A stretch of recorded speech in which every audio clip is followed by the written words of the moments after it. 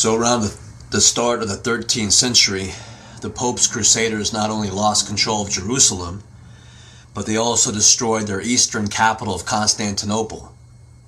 So as the Crusaders returned as failures from the Middle Eastern wars, and having screwed up their Byzantine Empire of Constantinople, what was left for the Catholics to do? What did the Pope decide to command them to do then? Well, that is, attack your own territories next. So due to what the Catholic Church called the heresy from southern France, the Pope commanded the returning Crusaders to attack their own countries next. So let's take a minute and describe this so-called heresy in the Languedoc region of southern France. First, as you might remember, they had a wide range of cultures in that area. They had the Christian Europeans, they had the Middle Eastern Jews, and they had the Muslims from Africa all living together in one region, now peacefully. Without the Catholic Church meddling in their lives, they all managed to get along through the centuries, while the Roman Catholic Church was kept busy ransacking the Middle East. Imagine that. So meanwhile, in the Languedoc region of southern France, the different people had the knowledge from all their religions: Islamic, Judaic, Christian, and Greek philosophy was studied. They had the knowledge from all their mystery schools. Meditation and reincarnation was taught.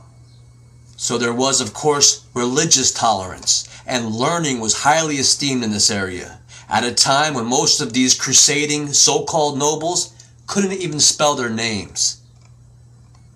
Both men and women were spiritual teachers in this area. They didn't have official church buildings. They would have meetings in any available house, municipal building, or just outside in the open air. The people comprised a multitude of diverse spiritual groups, whether they were called Cathari, Manichaean, Arian, or Gnostic.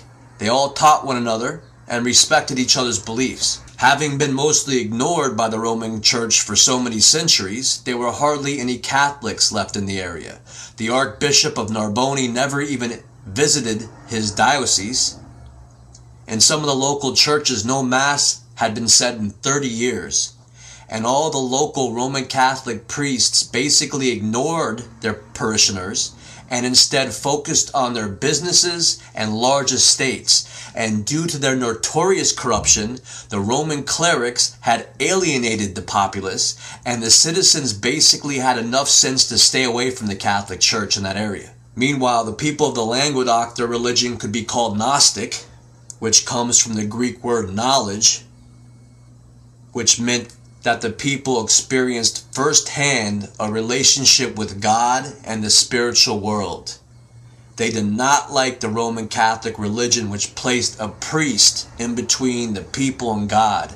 Priests who not only withheld spiritual knowledge from the people, but then used their ignorance to create wars. The people of the Languedoc region began to notice that the teachers of all their religions at the core had basically the same message. And that message is there is a spiritual force of good against a very destructive force of evil. And if people continue to be kept ignorant of this war and of this knowledge, they will continue to be manipulated and the evil would eventually win. This spiritual crusade was called the Cathari heresy by the Roman Catholic Church. Now I'm going to read selections from chapter 2 of Holy Blood, Holy Grail. In 1209, an army of some 30,000 knights and foot soldiers from northern Europe descended like a whirlwind on the Languedoc, in what is now southern France. In the ensuing war, the whole territory was ravaged. Crops were destroyed, towns and cities were razed, and a whole population was put to the sword. This extermination occurred on such a vast and terrible scale that it may well constitute the first cause of genocide in modern European history. In the town of Béziers alone, for example, at least 15,000 men, women, and children were killed wholesale. When an officer inquired of the Pope's representative how he might distinguish heretics from true believers, the reply was, "Kill them all, God will recognize his own." Nevertheless, it typifies the fanatical zeal and bloodlust with which the atrocities were perpetuated.